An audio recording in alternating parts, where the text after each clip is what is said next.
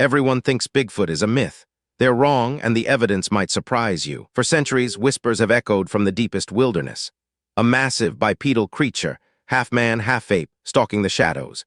It's a legend woven into the fabric of indigenous cultures across North America. A creature known by many names: Sasquatch, Skookum, Oma, but universally recognized as something primal, untamed, and utterly mysterious. But is it merely a legend? Or is there something more substantial, something flesh and blood, lurking just beyond the campfire glow? Our journey begins not with a mythical beast, but with a series of undeniable, often terrifying, encounters that challenge our understanding of the natural world. One of the earliest documented encounters, often cited by researchers, comes from 1884. A Canadian newspaper, the British Colonist, reported the capture of a man-ape named Jacko near Yale, British Columbia. The account described a creature resembling a gorilla, covered in dark hair with immense strength. While Jacko's story remains controversial and lacks definitive proof, it set a precedent. It suggested that even in the relatively settled late 19th century, vast tracts of North American wilderness held secrets and perhaps unknown species. This wasn't just a campfire tale anymore. It was making headlines. Fast forward to the 1950s, and the term Bigfoot itself began to take hold. In 1958, a bulldozer operator named Jerry Crew discovered enormous, unexplained footprints in Bluff Creek, California, while working on a road project. These tracks, measuring an astounding 16 inches long, sparked a media frenzy. Crew even made plaster casts of these prints, which were widely circulated. The local newspaper, the Humboldt Times, coined the name Bigfoot, and an American icon was born. This wasn't just a fleeting glimpse, it was tangible, if perplexing, evidence left behind. But the single most compelling piece of evidence, one that still fuels debate to this day, emerged less than a decade later. On October 20, 1967, Roger Patterson and Robert Gimlin filmed what they claimed was a female Bigfoot near Bluff Creek, California. The resulting film, now known as the Patterson-Gimlin film, is a grainy, shaky, 59-second clip showing a large, hairy, bipedal creature walking confidently away from the camera, occasionally turning its head. It's a moment that cemented Bigfoot in popular culture and ignited serious scientific scrutiny. Experts have analyzed this film relentlessly. Some argue it's an elaborate hoax, pointing to the possibility of a man in a gorilla suit. Others, including renowned primatologists and anatomists, suggest the creature's gait, muscle definition, and proportions are inconsistent with a human wearing a costume. Dr. Grover Krantz, a physical anthropologist, spent decades studying the film and concluded it showed a genuine, unknown primate.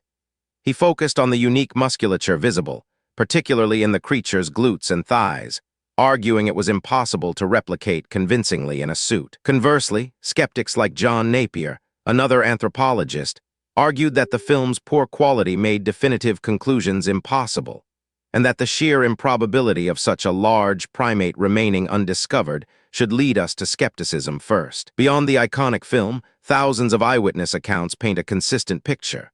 People describe a creature standing between 6 and 10 feet tall, covered in dark, often reddish-brown hair, emitting foul odors, and moving with surprising agility through dense terrain. These aren't just isolated incidents. They come from hunters, hikers, loggers, and even families camping in remote areas. Often the witnesses are credible individuals with no history of fabrication, deeply shaken by what they've seen. Take the case of Albert Ostman, who, in 1924, claimed he was abducted by a family of Sasquatch while prospecting for gold in British Columbia. He described being carried for hours, held captive in a remote valley, and observing their communication and habits before escaping. While Ostman's story is extraordinary, it shares common threads with other accounts. The remote location, the surprising strength, the unique vocalizations, and the profound, often terrifying, impact on the witness. These aren't just random sightings, they form patterns. Then there are the sounds.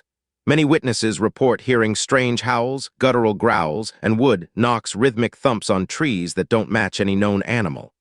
These vocalizations are often described as deeply unsettling, carrying across vast distances. Some researchers have even recorded these sounds, analyzing their frequency and structure.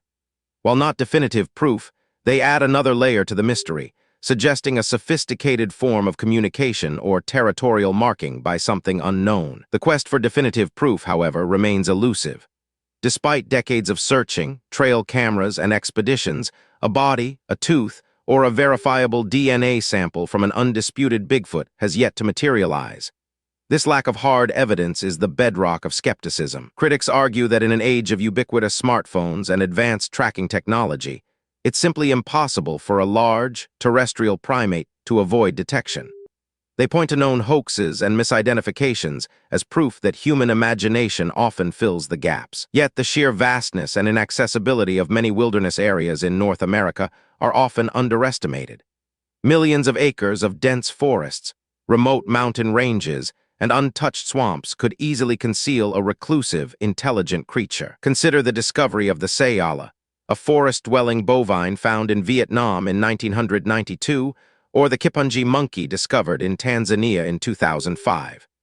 Both were large mammals, unknown to science, existing in relatively well-explored regions until very recently. This suggests that even today our planet holds biological secrets. The question isn't whether unknown species exist, but whether Bigfoot or Sasquatch is one of them. Is it a relic hominid, a surviving Gigantopithecus, or something else entirely? The pursuit continues. Researchers, both amateur and professional, brave the elements, setting up remote cameras, analyzing potential evidence, and interviewing new witnesses. Each footprint, each howled cry, each glimpse in the twilight adds another piece to this enduring puzzle. Bigfoot remains an elusive cryptid, a phantom of the forest. But the sheer volume of consistent eyewitness accounts, the intriguing film footage, and the scientific arguments for its potential existence demand we keep an open mind. The truth, like the creature itself, might just be out there, waiting to be found. Next, we'll dive into the chilling tales of the Mothman prophecies and their connection to a real-world disaster.